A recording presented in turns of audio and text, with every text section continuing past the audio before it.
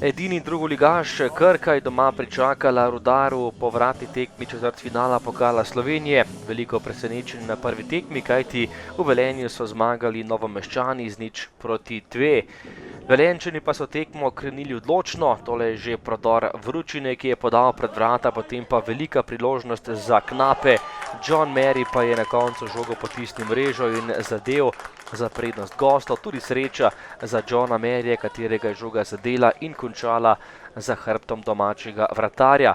12. minuta, 0:1 za Velenjčane, potem napad za domače, podaja z desne in strel Potokarja, ki je meril daleč, ampak obramba Knapov na pravem mestu, žoga je na koncu bila izbita. 27. minuta in gol za 0:2. Glavina je povišal prednost za Velenjčane in Dominik Glavina, ki je v sijajni formi v letošnjem prvenstvu, 8 golov že tudi v državnem prvenstvu, je tokrat izenačil skupni zid na 2:2.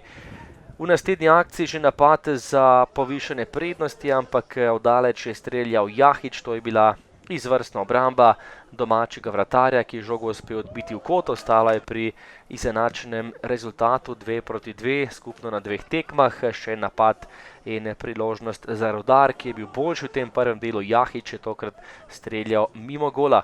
Potem pa še sodniški podaljšek prvega polčasa in Evrogol Kostanjška za 1:1. Izjemen zaključek, Kostanjšek je zatresel mrežo vratarja Velenjčanov in izenačil ob koncu prvega polčasa. Takoj v drugem delu pa še napad za Novomeščane, tekla je 11. minuta in po dolgi kombinaciji, po nekaj strelih in obrambah Velenjčanov, žoga naposled v mreži, Kostanjšek za 2:2. Ta gola je zabil dvakrat, prvič v zaključku prvega polčasa, drugič pa na začetku nadaljevanja in izjemno ugoden rezultat kar naenkrat za Krko.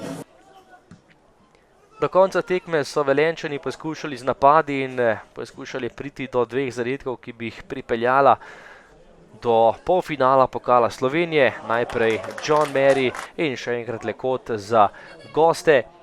Ponovno John Mary, ki si je pripravil prostor in tudi strel. Meril je preslabo, to je bila zanesljiva obramba domačega čuvaja mreže.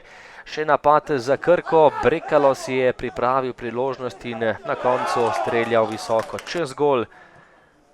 Velenjčani pa so napadli v zaključku tekme, v zadnjih minutah nekaj centimetrov mimo, golov več ni bilo. Le še ena akcija, kjer je Darko Zec prejel še drugi rumeni karton in moral predčasno z igrišča.